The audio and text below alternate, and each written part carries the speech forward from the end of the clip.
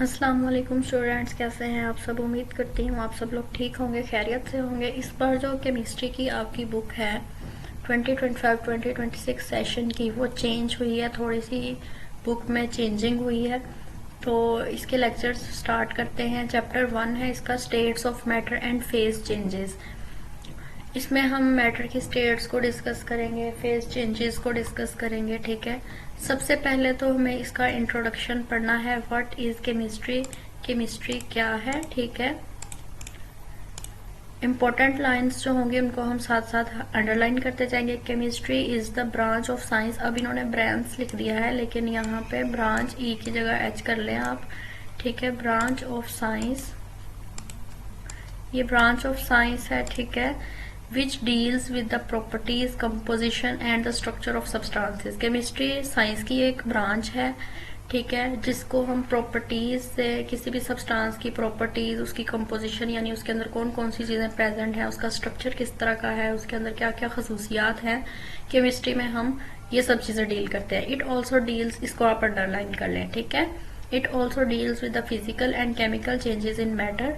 इसमें हम किस किस चीज से डील करते हैं, किसी भी मैटर में, यानी मैटर क्या है, कोई भी चीज है जो जगह घेरती है, जिसका मैस है। ठीक है, उसकी हम फिजिकल और केमिकल चेंजेस को भी इसके अंदर डील करते हैं। ठीक है, एंड द लॉज और principal which govern these changes.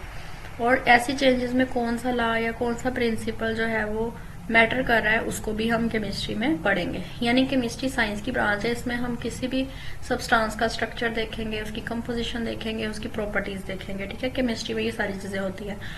और किसी भी मैटर के अंदर जो फिजिकल या केमिकल चेंज आ रहा है, वो भी केमिस्ट्री में ही हम डील करेंगे। ठीक है,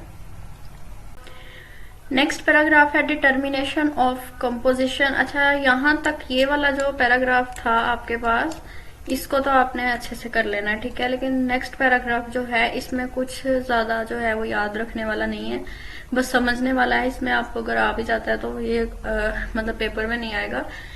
केमिस्ट्री की डेफिनेशन वगैरह तो आ सकती है, लेकिन ये बस समझने के लायक ही है, याद करने के लायक नहीं है। ठीक है, determination of composition represent finding out percentage of elements. अब कंपोजिशन की जब डिटर्मिनेशन करते हैं तो उसके अंदर हम क्या फाइंड आउट करते हैं, किसी भी एलिमेंट की परसेंटेज। और कंपाउंड जो है, सैंपल, मैटर का जो सैंपल है उसके अंदर कितनी परसेंटेज एलिमेंट की प्रेजेंट है या कितनी परसेंटेज कंपाउंड की प्रेजेंट है। ठीक है, तो उसकी कंपोजिशन हमें डिटरमाइन करनी होती है। Structure of matter means the arrangement of atoms in matter.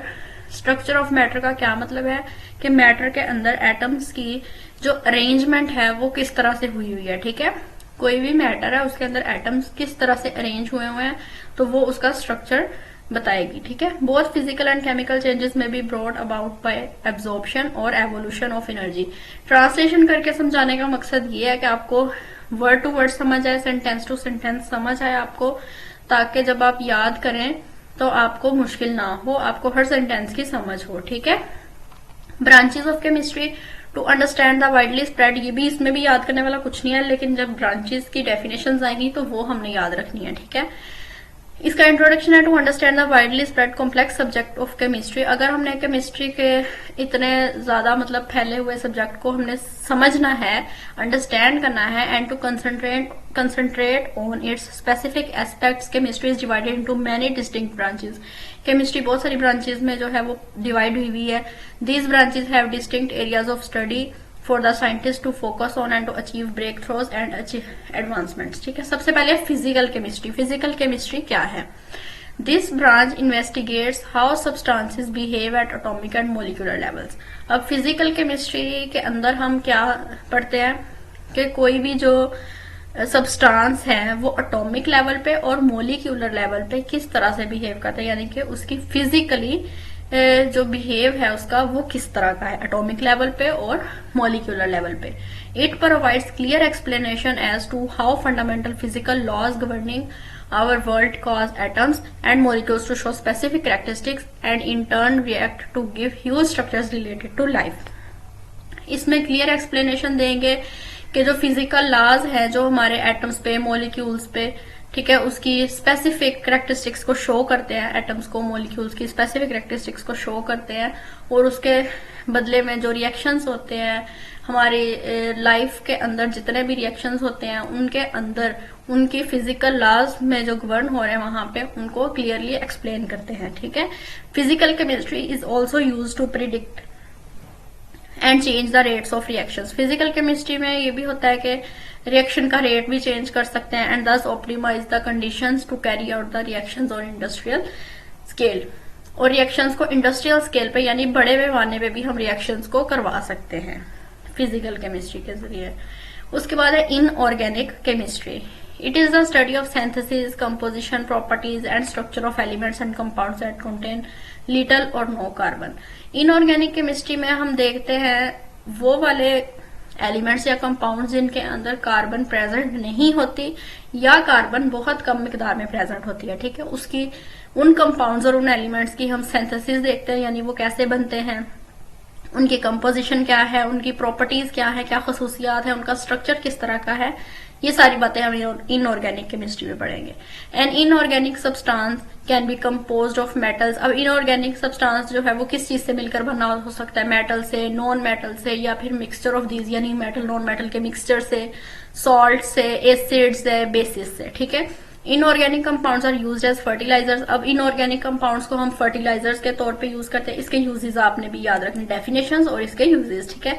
Medicine में यूज करते हैं हम इसको, कैटालिस्ट के तौर पे यानी रिएक्शंस में कैटालिस्ट जो होते हैं, ठीक है। पिगमेंट्स के तौर पे, कोटिंग्स यानी कि जो हम पेंटिंग वगैरह के पेंट के ऊपर जो कोटिंग वगैरह होती है, ठीक है, उसके अंदर यूज करते हैं, और ऐसी बहुत सारी ब्रांचेस में। नेक्स्ट है ऑर्गेनिक केमिस्ट्री। ऑर्गेनिक केमिस्ट्री क्या है?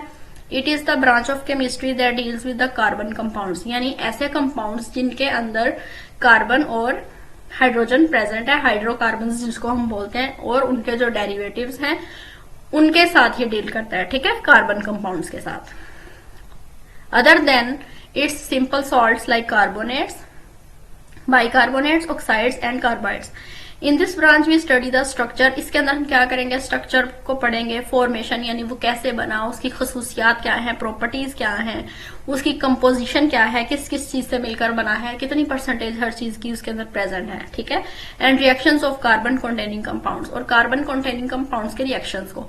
Organic compounds are found in all forms of life. अब ऑर्गेनिक कंपाउंड जो है वो जिंदगी जो लाइफ के तमाम फॉर्म्स में ये प्रेजेंट है, पाई जाती है, and are also essential for life, और लाइफ के लिए ये जरूरी भी है। नेक्स्ट है इन्वायरमेंटल केमिस्ट्रीज। अच्छा, वैसे ये सारी केमिस्ट्री की जो ब्रांचेज हैं इनके नेम से पता चल रहा है कि इसमें हम क्या पढ़ने वाले हैं, ठीक है। इन्वायरमेंटल में जो है वो साफ नजर आ रहा है कि इन्वायरमेंट के बारे में, हमारे इर्द गिर्द जो जितना भी स्पेस है, प्लैनेट्स हैं, हमारी इन्वायरमेंट है, अर्थ है, ठीक है, उसके बारे में ही इसमें रीड करेंगे obviously. It is a scientific study of chemical and biochemical phenomena that occur in this planet, ठीक है। अब इसमें जितना भी हमारे इस प्लेनेट के अंदर जितने भी केमिकल या बायोकेमिकल फिनोमेनाज हो रहे हैं उनकी साइंटिफिक स्टडी को हम इन्वायरमेंटल केमिस्ट्री बोलते हैं। In this subject we study the sources, reactions, effects and fates of chemical species in air, soil and water environments।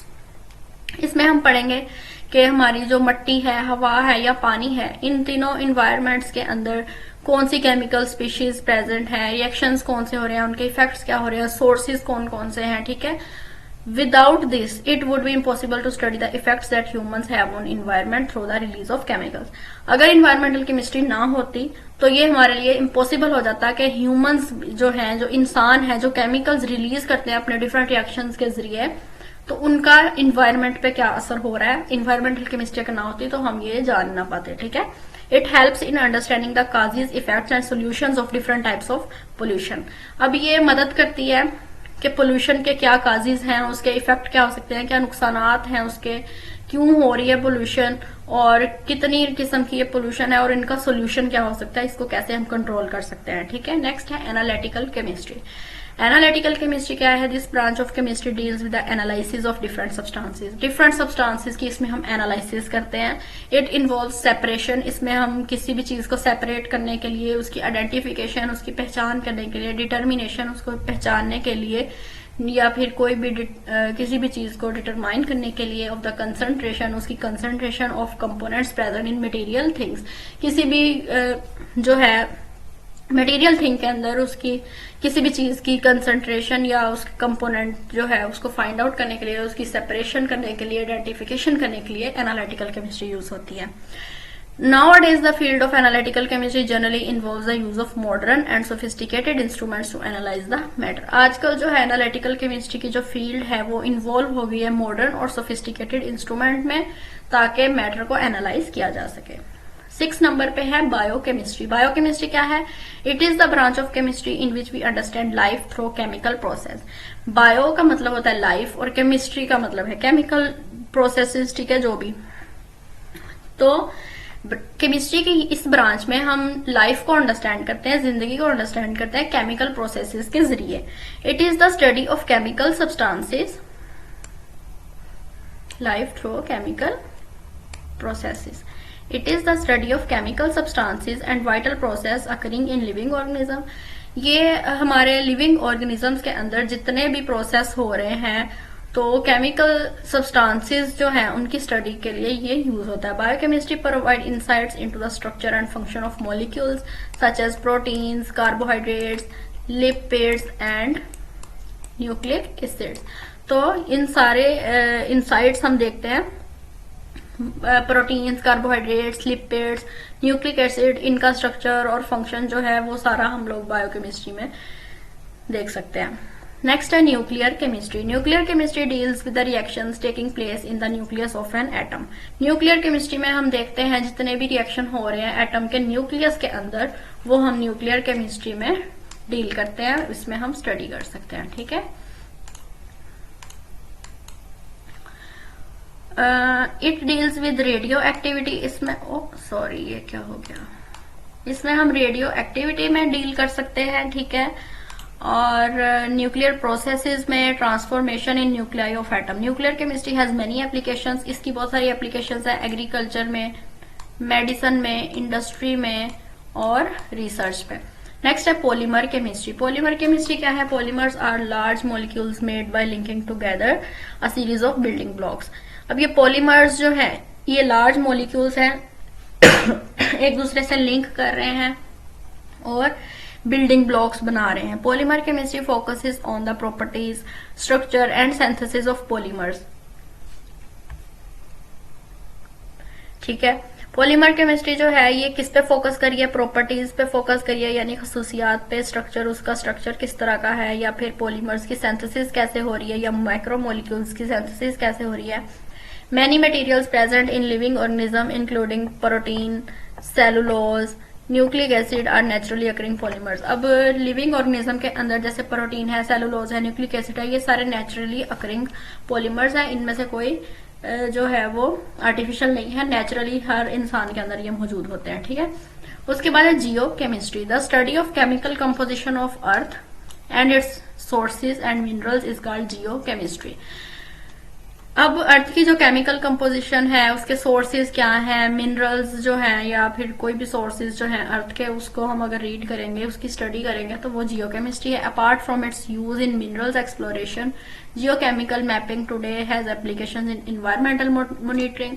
इसको हम एनवायरमेंटल मॉनिटरिंग में भी यूज करते हैं, फॉरेस्ट्री में यानी जंगलात वगैरह में, ठीक है, एनवायरमेंट को मॉनिटर करने में यूज करते हैं, और मेडिकल रिसर्च में भी ये यूज हो रही है, ठीक है।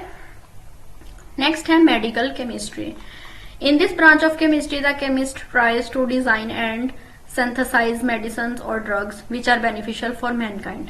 अब मेडिसिनल केमिस्ट्री जो है, इसमें केमिस्ट जो है वो ट्राई कर रहे हैं मेडिसिन या ड्रग्स को सिंथेसाइज करने के लिए या डिजाइन करने के लिए जो हमारे इंसानों के लिए बेनिफिशियल हो, हमारे लिए फायदेमंद हो। It includes the discovery, delivery, absorption and metabolism of drugs in human body.